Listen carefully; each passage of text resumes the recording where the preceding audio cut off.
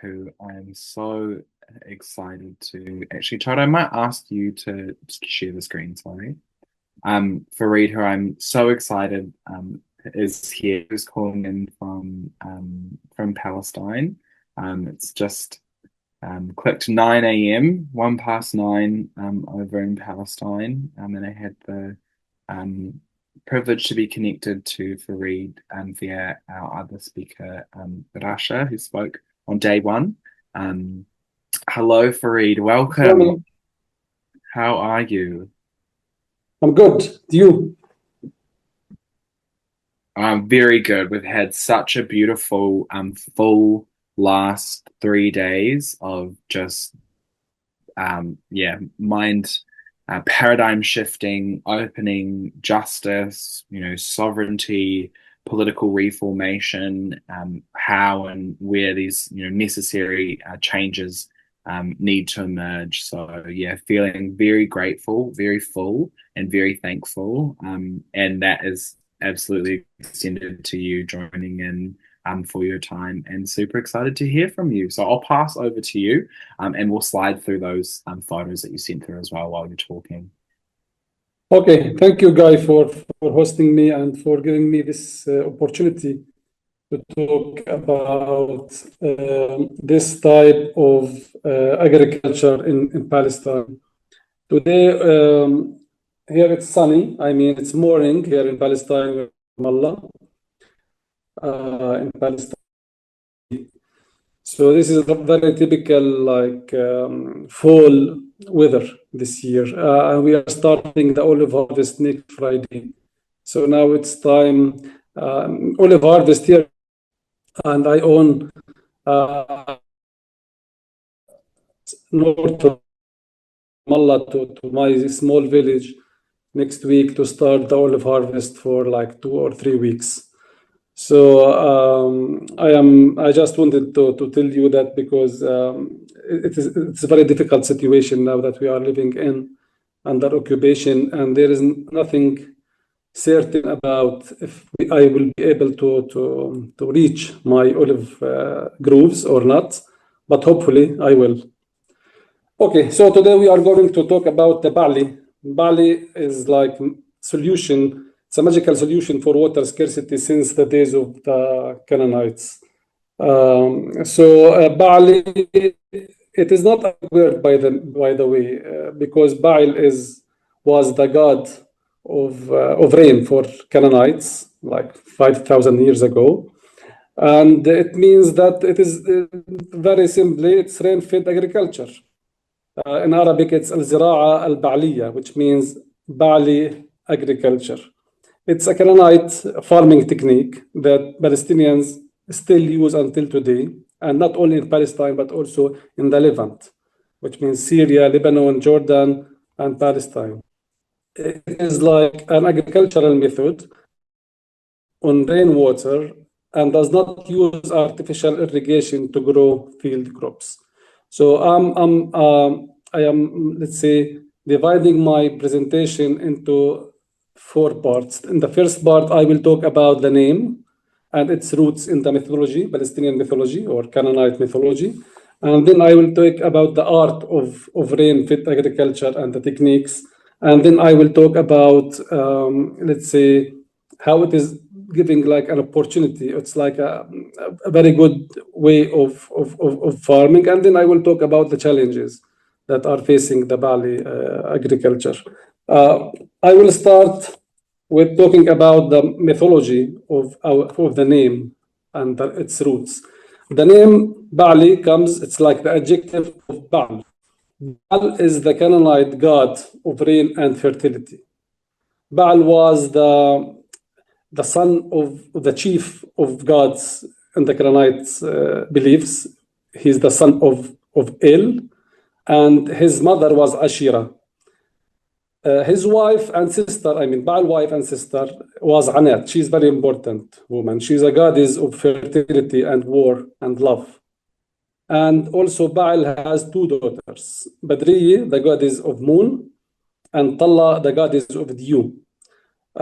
He was believed to reside in high places, which means that he is always living in like big high mountains or hills, and was responsible for rain, storms, fertility, and was known also as the cloud rider. I mean, Baal. We are talking about Baal. In the Canaanite legend, Baal's main enemies are Yam, who is the god of sea, and Mot, who is the god of death and drought. Baal battles them to establish his kingship and ensure the land's fertility and the cyclical pattern of the season, which involves his periodic death and revival. Baal defeats Yam in a battle. Yam, I said Yam is the god of sea, and he smashed him with a magical club to assert his dominance over the chaotic waters and to secure his kingship. So Yam was done. I mean, Baal defeated Yam. But when it comes to Mot, who is the god of death and sterility, there is like always like fighting between them. At the beginning, Mot challenged Baal and defeated him and killed him as even. And then we come back to Baal sister and wife, Anat. I told you she's very important because Anat then confronts the god Mot, avenging Baal death, and then she killed Mot, and Baal revived, and the defeat of Mot symbolizes the triumph over the aridity of summer and the return of life and fertility to the land. So drought and barrenness prevail sometimes, I mean, in part of the season, symbolizing the natural cycle of dry and fertile season. And Baal victory, when Baal is winning the battle over Yam and Mot, that represents the establishment of divine and human kingship, the maintenance of cosmic order, and the explanation for seasonal cycle of rain, growth, harvest, and ensuring arid periods. The people of our region, until today, they are still, they know about, not all of them, they know about these legends and mythology, but they are still using this technique of farming, Baali. And also the people of our region, I mean, in my village, for example, until 1990s or 1980s, they used to seek favor from the god Baal for rain. Until, I mean, if the rain stopped, Palestinians in my village, for example, and the farmers would go on religious processions and rituals to the high places to plead for the gods to bring rain and save their crops. And that was still, these rituals were still carried out until 1980s or 1990s. I remember that rituals I used to accompany my mother when she goes to the mountain to beg for rain and to do like some rituals with other women in the village.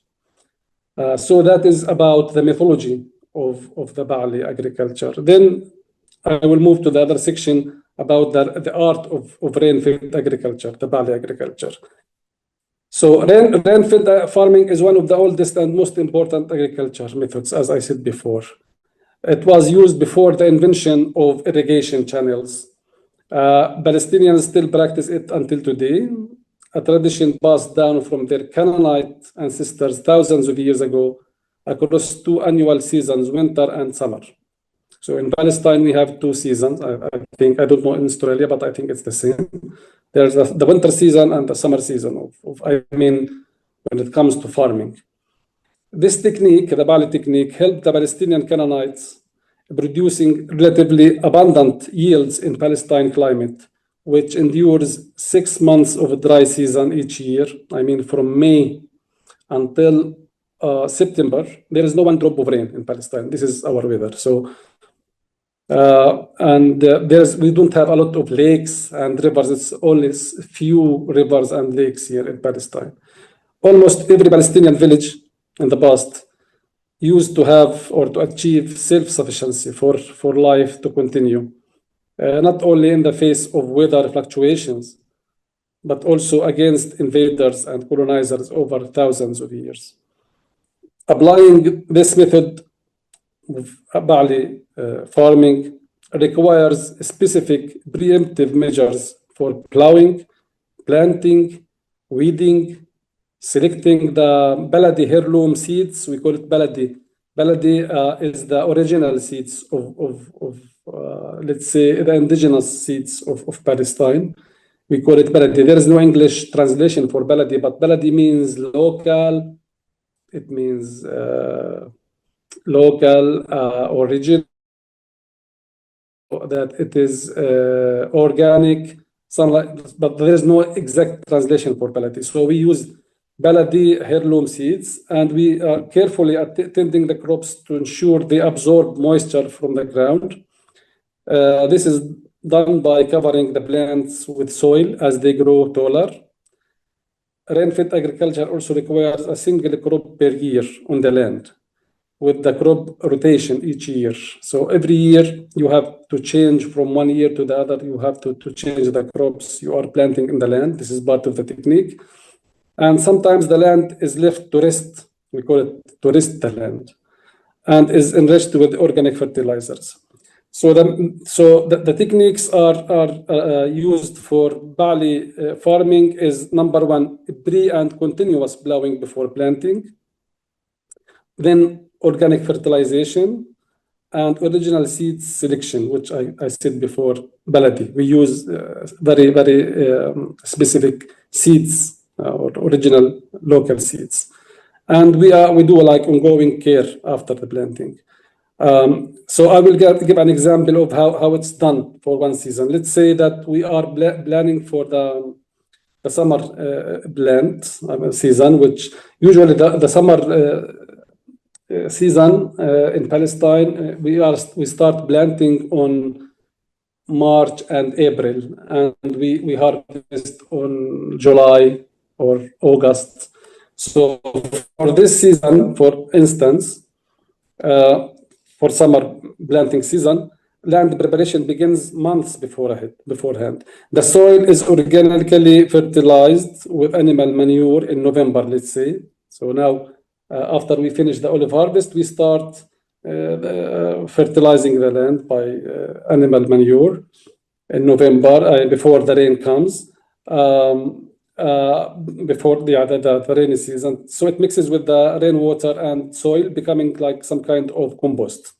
And then in February and March, the land is plowed at least 3 times, provided the soil is dry and not muddy. The popular saying goes, planting in muddy soil makes the land barren. So we have to wait until the soil is not muddy, and then we can start planting. The first plowing is very deep.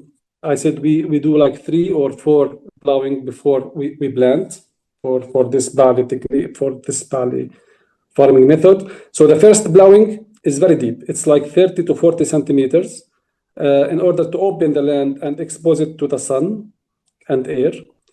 The second and the third plowing are done a week or to 10 days later, making the soil soft, moist, and free of any wild weeds. A fourth plowing takes place during planting in March or April, as I said before. At the end of the rainy season, when seeds are placed deep into the soil using a special tool and buried. So we do the plowing and the tilling very deep in order to put the seeds very deep inside the soil to keep it away from heat and dry. It's crucial to choose original heirloom seeds, as I said before, that have thrived in Palestinian climate. Farmers typically save their seeds from the previous years. I think this is the same in Australia and in the indigenous planting. So usually farmers, they keep the seeds from the previous year and dry a portion of the current year seeds for the next planting season.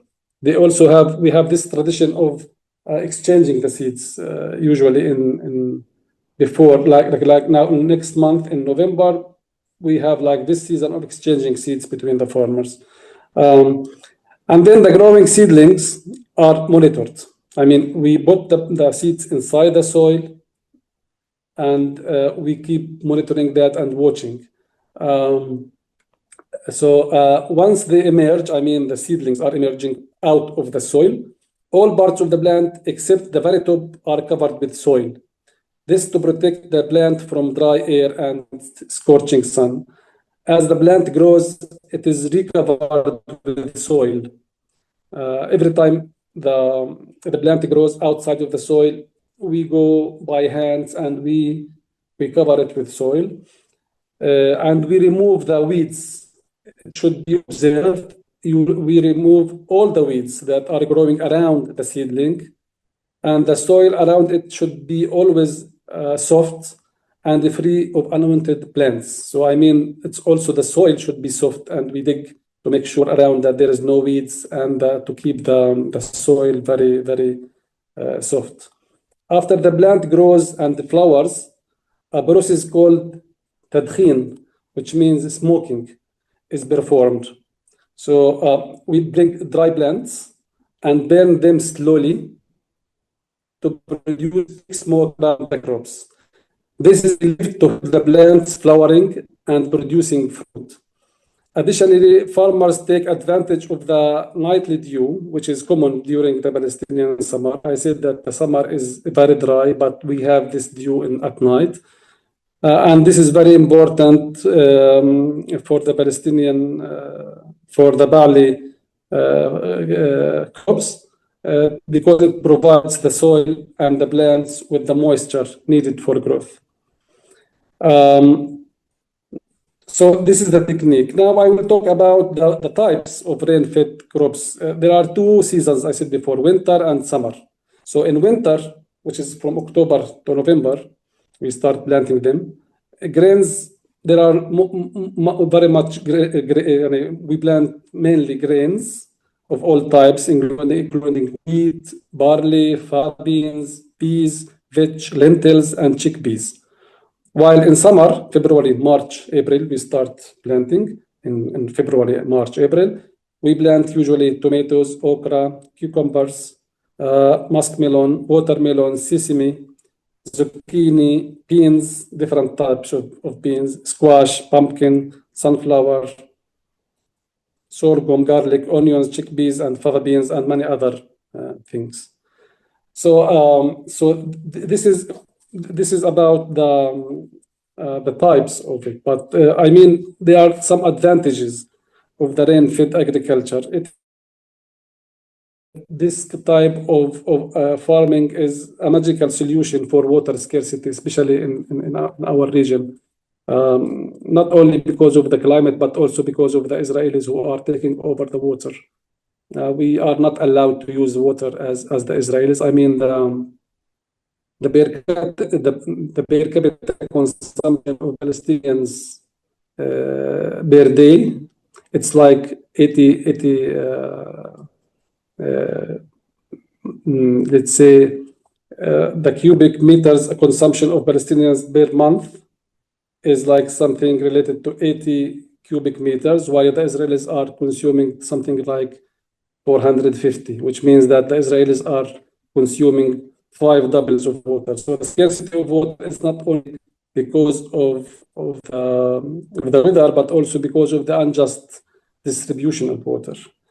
And the other advantage of rain-fed agriculture is it has very unique tastes and very high quality. So, for example, when you take the cucumbers, the Baali cucumbers, you can smell the aroma of the cucumber, and the taste is very strong and very different from this like commercial, let's say, cucumbers.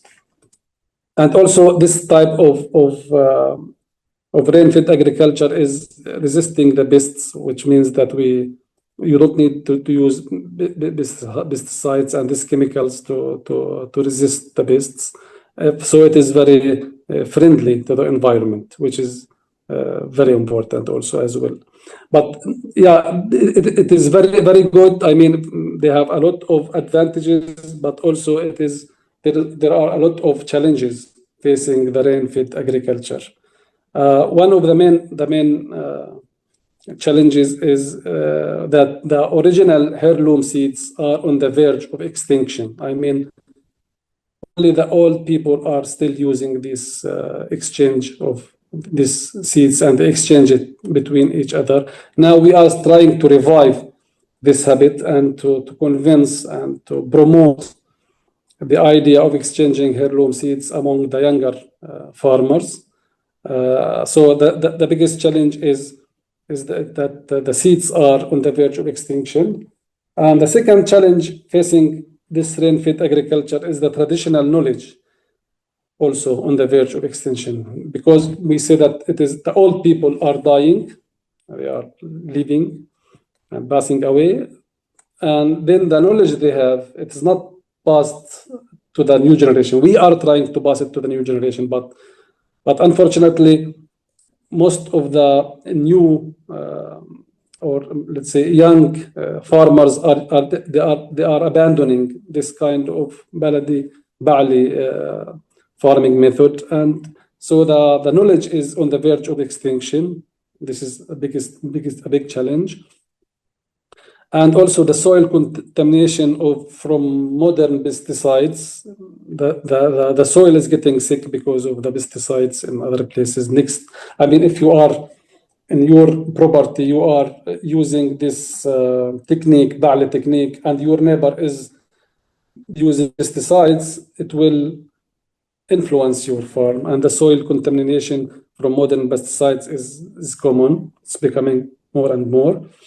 And one of the challenges are also that it's slower productivity compared to the hybrid seeds.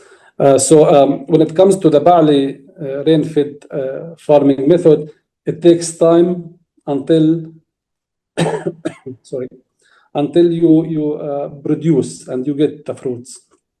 While in the hybrid seeds, it's very fast, and also more it produce a lot of fruits in comparison. I mean, the productivity is slower and fewer than the hybrid seeds. So this is that push some younger farmers to use the pesticides and the hybrid seeds, which is bought from big companies. And also one of the challenges is shifting consumption patterns to a continuous rather than seasonal consumer culture. And this is, we notice it here in Palestine, that the new generation is changing the habits of consumption, which the Palestinians used to consume on seasons. I mean, if we are in summer, we have beans. If we are in winter, we eat spinach. Now, people in summer eating like the winter crops, they need it. And also in winter, they need to eat summer crops, which put big pressure on the farmers and on the soil. So the shifting of consumption patterns toward the continuous rather than seasonal consumer culture is a big challenge facing the rain-fed agriculture. Despite all these challenges, people still using this Baali farming method, and it can be a good solution for climate change, and especially in the times of the crisis. And I mean, this is not only important because of the climate, but here in Palestine, and all these wars we are going through is one of the main answers to resist this occupation by producing and be self-sufficient, is to use this type of farming. And we are trying here, we are part of like an initiative among younger generation to promote this type of agriculture. And also we are promoting this product of Baali farming in the city by organizing farmers markets. We call it Souk al-Fallahin, to help the farmers to produce, to promote or to marketing and to sell their products to the people in the urban areas.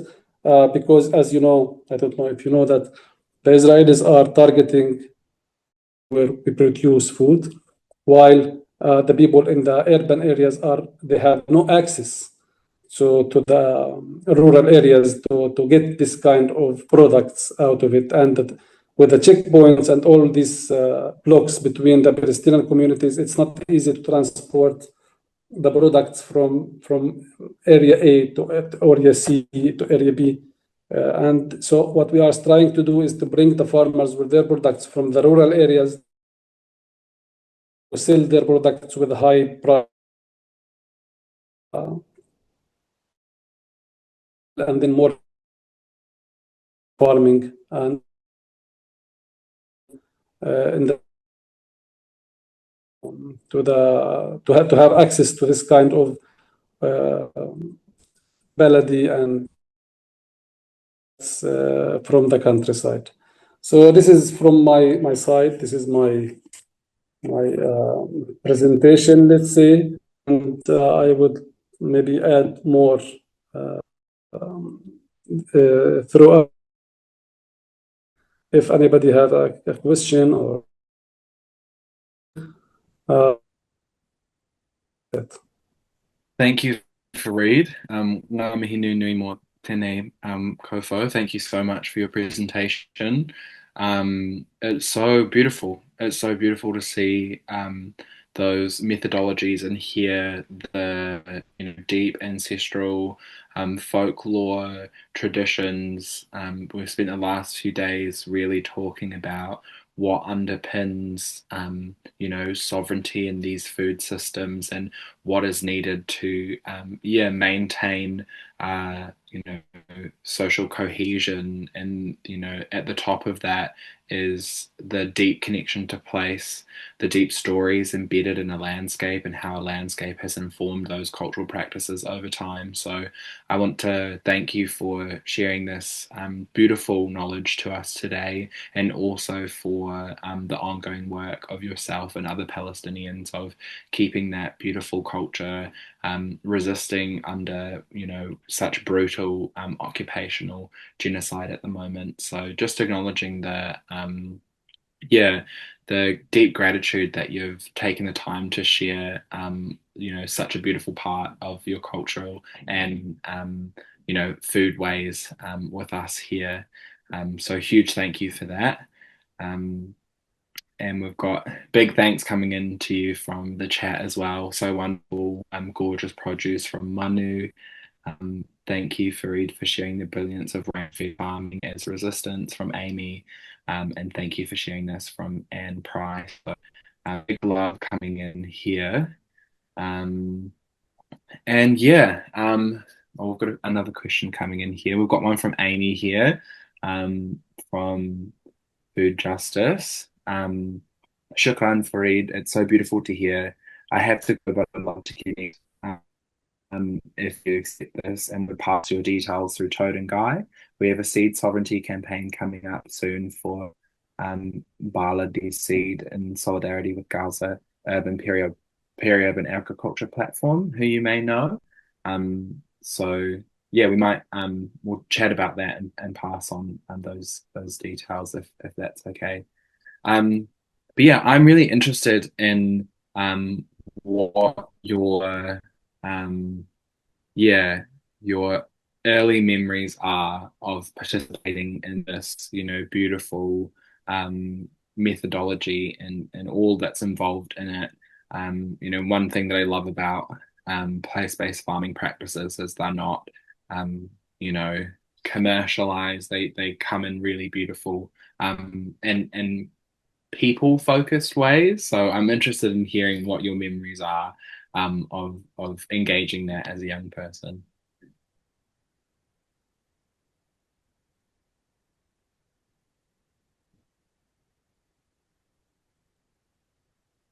It's not. I didn't hear the last part of what you have said, Guy. Oh, Can sorry. you just repeat the first part? My apologies. I was saying what your earliest memories are of engaging with this farming practice, and if you can and share some of what that has looked like for you.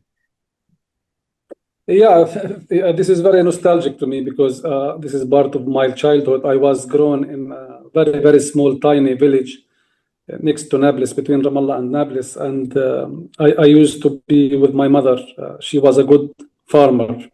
My mother taught me all these things when I was like a little boy. And my mother was a very good farmer. She spent all the year in the land. I mean, every season in the year, she is planting something or producing something or harvesting or taking care of the land. So she taught me all these things, how to do them, and also these rituals about the Baal, the god Baal, the god of rain. My mother used when there is no water, no rain, scarcity of rain, the rain is not coming on November.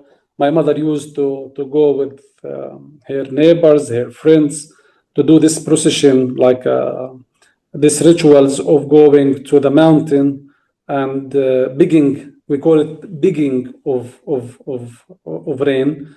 And they used to have to take with them a rooster and a donkey, and this grain, how they grain they do the grains, they smash. I don't know how to say it in English, but in Arabic it's tahoni. They take it with them to, and they start, as if they are smashing the grains and begging for God. They don't know that it's Baal, because now people here are Muslims. They are not believing in Baal, but the rituals are coming from Baal. So she goes to the mountain and start at night, start crying and begging for God to have rain.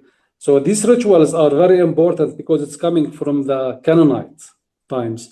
And later on, when these religious people coming from Saudi and the Muslim, like conservative communities to Palestine, they start saying this is not acceptable. This is against Islam. You don't have to beg for rain from the god Baal. You have to do it to ask God, to pray for God, to Allah. So these things became as haram. It is not allowed for Muslims to do it. So my mother was panicked. Oh, this was haram. I was doing all these things, and it's haram. So I mean, it is not only about occupation and all this modernity, but also these conservative religious people, the Wahhabi interpretation of Islam, which is a conservative style of Islam, are considering these rituals as part of the old days, and we should get rid of them. But it is part of our culture, so it's not easy to get rid of these rituals and beliefs and mythology. So I mean, now we are facing, every time we are talking about these rituals to the new generation, someone will come and say, no, this is haram to say, to talk about the Baal, the god of rain. We have only one God, it's Allah. So we are facing this as part of this becoming more conservative. People are making this very difficult for us to. I mean, farming here in Palestine, I think also for the indigenous, it's not only about farming, because there is the word we use is fallah.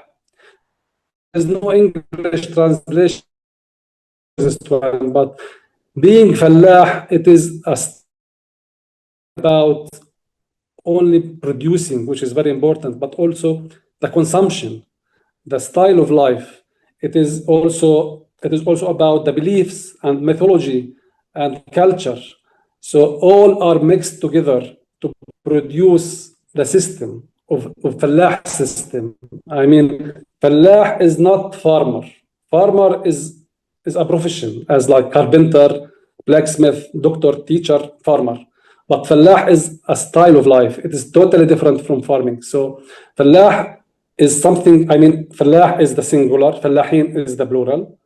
So Fallah is someone who lives in the countryside or in the village. All the style of life is different from the urban people, which means that he produces for himself. He's not producing to sell, by the way, the Fallah. This is very important. We are not producing to sell our products, but to consume it. But if we have extra, we exchange it. If I have a lot of the cucumbers, I exchange it with someone who has garlic, for example. If I have milk, I exchange it with olive oil. So this is part of the life. I mean, and it is mixed with a lot of mythology and a lot of rituals and beliefs that is coming not from Islam or Christianity, from even before that from the Canaanites. And a lot of our rituals and beliefs, and also our language, we are not speaking, I mean, the dialect, the Palestinian dialect is not pure Arabic. It is something between Syrianic, Aramic, and Arabic language. So it is like a mixture of languages. So the language, even the people, the Fallahin, the peasants of Palestine, their dialect is totally different from the urban people, because we are still using, now it's changing, but I mean, 20 years ago, you very easy, you can recognize or distinguish the one who is speaking, if he's a peasant, a fallah, or a Madani, urban guy. So the language, the rituals, the style of life, the farming method is totally different in the countryside from the life in the urban. I think this is common everywhere. But in Palestine, we have some different aspects for this, because it's coming from the Canaanite and Syrianic and Aramic beliefs and mythology. Thank you. Thank you for sharing that, and yeah, for digging into that history and also the placement. We've been exploring a lot about how context is absolutely everything, and that these systems can't just be plonked and placed in different areas, and they don't necessarily translate from one place to another, as these colonial occupation forces attempt to cover and cookie cut different systems on top of others. We've got two questions here in the chat, in the Q&A. First one from Manu. The knowledge of growing naturally and seasonality are a means of resistance against greater destructive systems. I acknowledge how hard this work is these days, but worthwhile. Keep doing wonderful work you do. I'm deeply sorry about the oppression and injustices you're facing. I stand in solidarity with you. From Manu, thank you for saying that. And then the next one is from Denise Arozu. Apologies if I've pronounced your name wrong. Greetings, Fareed, from the other side of the seas. I am a Cypriot new/young farmer who just started to read and tend to land with my eyes and heart directed to Palestine, while trying to remember our own knowledge that has been erased. It was truly moving to see how your earth and its gifts and its culture look so close to ours. I want to ask if you could share more about how to harvest the little water that comes when and if it does. So a question on how you harvest that water from Denise. How we harvest the water from what? When the water comes, how do you harvest it? I think that was the question. Yeah. Oh, yeah, okay. So we in Palestine, she said he or she is from Cyprus. Okay, so I think this is common in Cyprus, because I mean the style of how we build the stone terraces, because Palestine, most likely also the West Bank where I live, is like hills. It is not like a plain. It's not plains. So because the soil is eroding all the time when the rain comes. So the Palestinian farmers using this technique of stones, because we have a lot of stones everywhere. It's everywhere, rocks, I mean.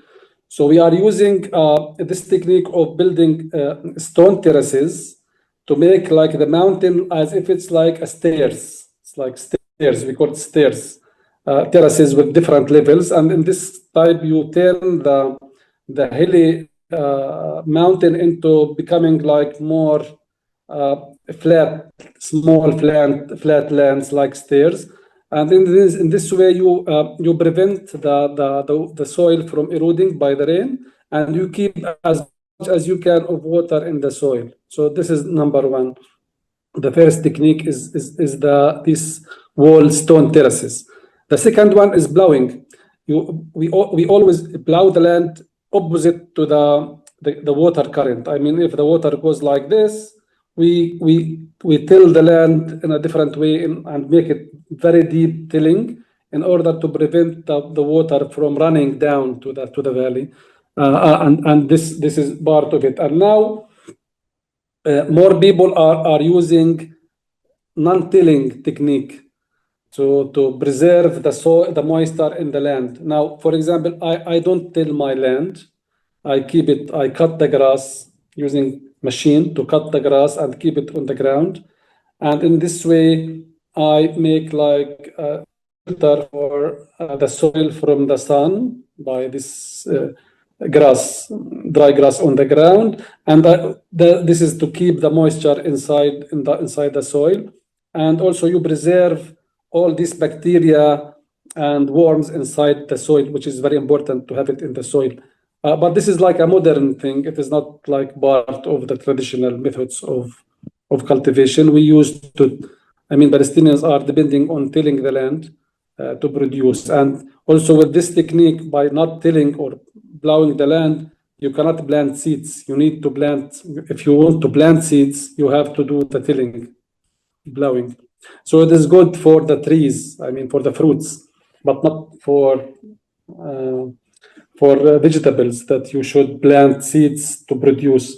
So this is part of it. And also in the valley areas, Palestinians used to put like stone terraces in the valley because the water comes from the mountain to the valley, and the water runs to the sea. So people used to do like put on the road where the valley is going, in order to slow down the water current, in order to keep as much as possible of this water inside the soil and not to evaporate or to go, not to evaporate, in order to prevent from going to the sea. I think in Cyprus, because we have the same climate, we share the same weather in Palestine, in the Levant, and Cyprus, Greece, maybe Turkey. We have the same techniques. I don't know about Australia. It's very far. I don't know a lot about farming in Australia, but at least this is in the Mediterranean. It is like these methods are not solely for Palestine, but it's more about the Levant and maybe the Mediterranean. Yeah, thank you. Thank you for sharing that. And thank you for that question, Denise. Really appreciate it. And Denise says, thank you. Yes, we do. There is a tall hill near where I live in Paphos, where a winged figure is said to live. She brings the rain. Oh, thank you, Denise, for sharing that. We've got another question here from Tamara Clements. Thank you, Fareed, for sharing these beautiful land care practices with us. My question is, how can we as land workers / farmers support and stand with Palestinian farmers in this time? Thank you. Yeah, I think for this question, it is very important because usually my international friends are asking this question: how can we help as internationals, as Australians, or as Europeans? How we can help Palestinians who are struggling? I said usually three things should be done by internationals who are trying to help. Number one is to boycott Israel, to call for boycott of Israel, and to put pressure on Israel and the government. The Australians should put pressure on their government to boycott Israel.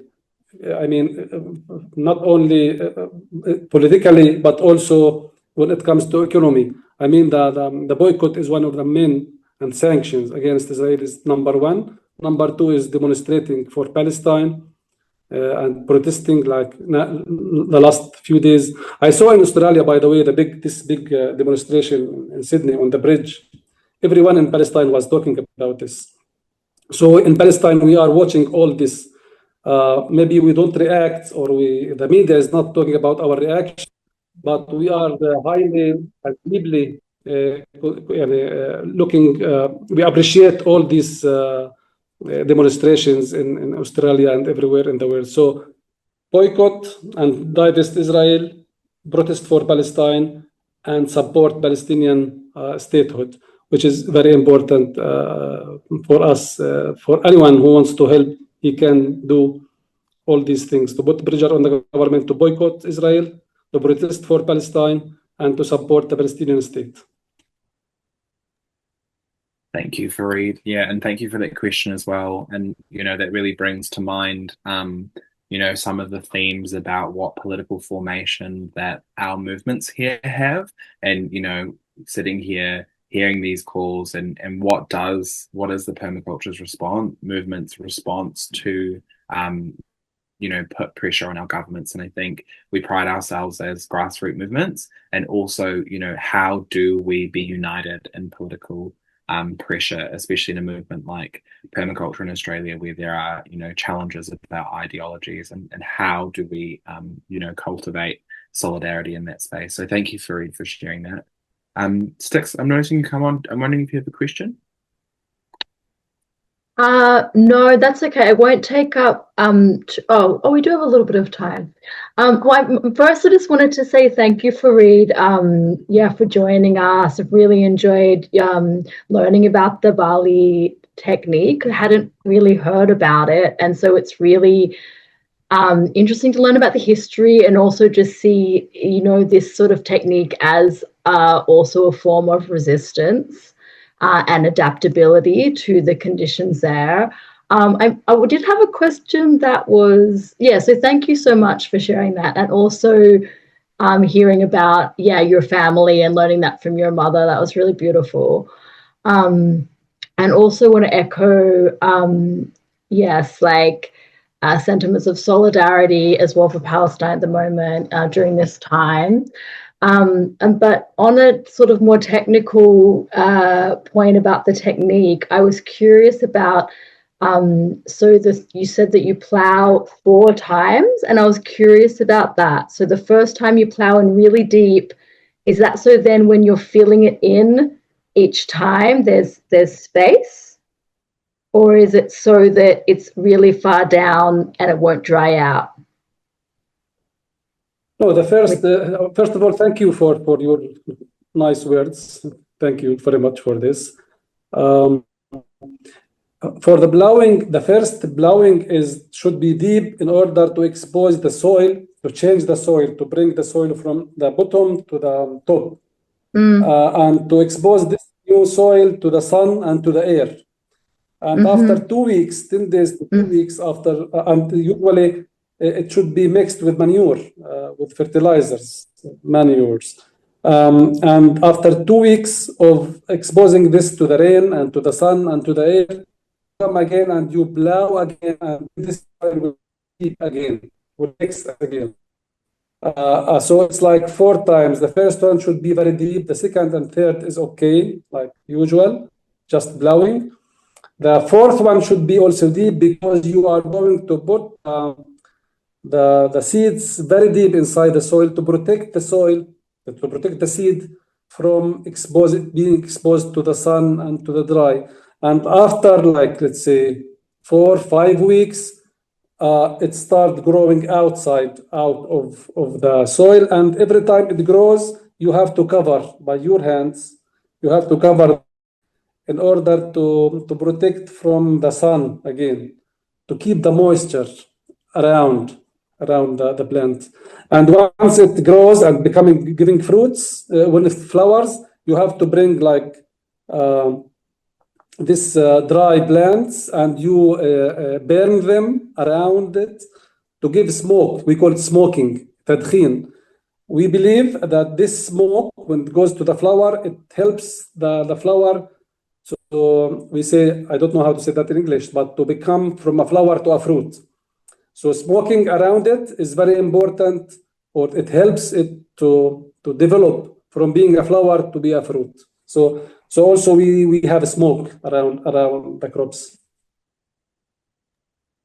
Thank you so much for describing that. And obviously it's very place-based technique. I'm curious about how similar techniques could be applied in other dry climates as well. Yeah, it's really interesting. Thank you so much. Thank you. We have a thanks here from Rasha. Thank you, Fareed, salam, and strength, my friend. And thank you, Rasha, for tuning in. Yeah. Oh, Rasha? Oh, Rasha.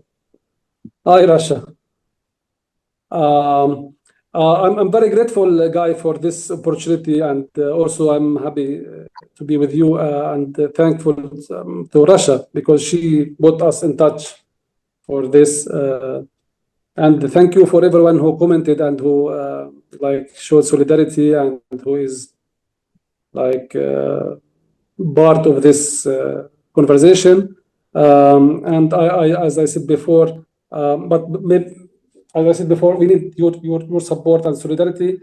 And also we ask people to come and visit Palestine. This is important. But I think for Australians, it's too far.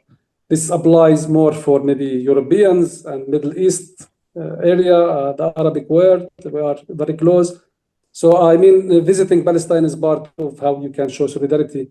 So I invite anyone who would like to come to join. Maybe this year it's too late to come to the olive harvest, but maybe next year.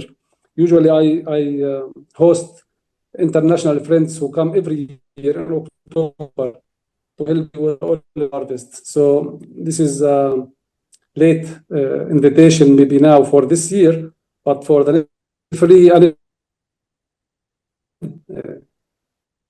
yeah, that would be my farm, and I host, I mean, I provide accommodation and food for all those who want to come and to join and to help with olive harvest. So I have a big house in the village. I can host people, feed them, give them good food, and they can enjoy and they can help for the next year. So for those who are interested, keep on your calendar that we start usually in the mid of October every year. So from mid of October to the mid of November, we are in the olive harvest usually. Incredible. Well, actually, we'll make sure to note that down, and potentially next year we can put a call out as well to see if any of our networks want to come. Yeah, and you guys also invited.